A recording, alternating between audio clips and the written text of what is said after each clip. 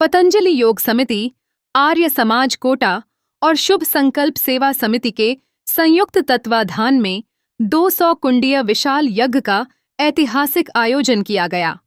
संयोजक ईश्वर लाल सैनी ने बताया कि कार्यक्रम में हरिद्वार से पधार रहे स्वामी यज्ञ देव मुख्य आचार्य ने यज्ञ के वैज्ञानिक व आध्यात्मिक रूप में लोगों को परिचित करवाया।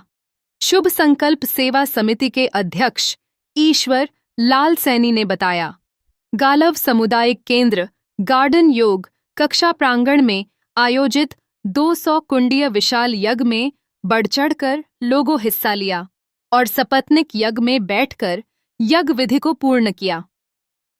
यज्ञ का बहुत महत्व है, वैज्ञानिक महत्व है, आध्यात्मिक महत्व है, क्योंकि पूरी सृष्टि में जो हम भोजन करते हैं, पानी पीते हैं और वायु के द्वारा प्रवेश करते हैं, तो उसमें एक तरह से विषैले पदार्थ आते हैं। तो जब हम यज्ञ करते हैं तो पूरा वातावरण शुद्ध होता है और शरीर की शुद्धि होती है, मन और आत्मा प्रसन्न होते हैं। जरूरी नहीं है कि यज्ञ में सबको मंत्र आते ही हों, बिना मंत्र के भी अगर आप या कम मंत्र जानते हुए भी 20 मिनट रोजाना यज्ञ करें तो वो सब लाभ मिलेगा जो लंबी प्रक्रिया के दौरान मिलता है।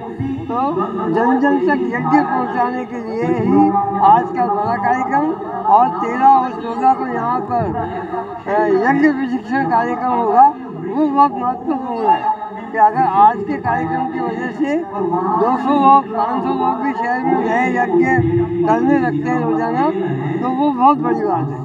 मैं ईश्वर लाल सैनी, अध्यक्ष शुभ संकल्प सेवा समिति एवं पतंजलि योग समिति में मुख्य संरक्षक कोटा। लाभ वातावरण ओम नमस्ते। महर्षि दयानंद सरस्वती जी महाराज के 200वें जन्मदिन के उपलक्ष्य में आर्य समाज, पतंजलि योग समिति और शुभ सेवा संकल्प समिति के माध्यम से 200 कुंडीय बृहद यज्ञ का आयोजन किया जा रहा है। यज्ञ हमारी संस्कृति का मूल है।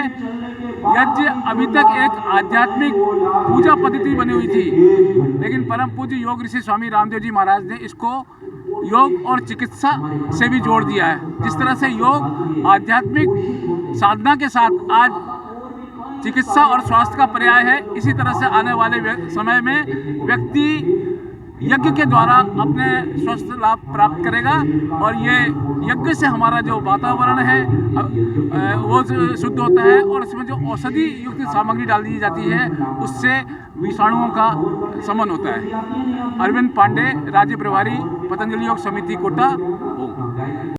योग और चिकित्सा से भी जोड़ दिया है। जिस तरह से योग आध्यात्मिक साधना के साथ आज चिकित्सा और स्वास्थ्य का पर्याय है, इसी तरह से आने वाले समय में व्यक्ति यज्ञ के द्वारा अपने स्वस्थ लाभ प्राप्त करेगा और ये यज्ञ से हमारा जो वातावरण है वो शुद्ध होता है और इसमें जो औषधि युक्त सामग्री डाल दी जाती है उससे विषाणुओं का शमन होता है। अरविंद पांडे, राज्य प्रभारी, पतंजलि योग समिति कोटा।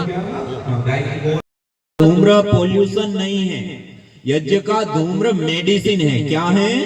मेडिसिन है। इसलिए यज्ञ जो हम करते हैं वो कोई सामान्य क्रिया नहीं है, उसको मल्टीपल कई गुना बढ़ाना और उसका इफेक्ट वातावरण के अंदर बढ़ाने के लिए विशेष रूप से किया जाता है।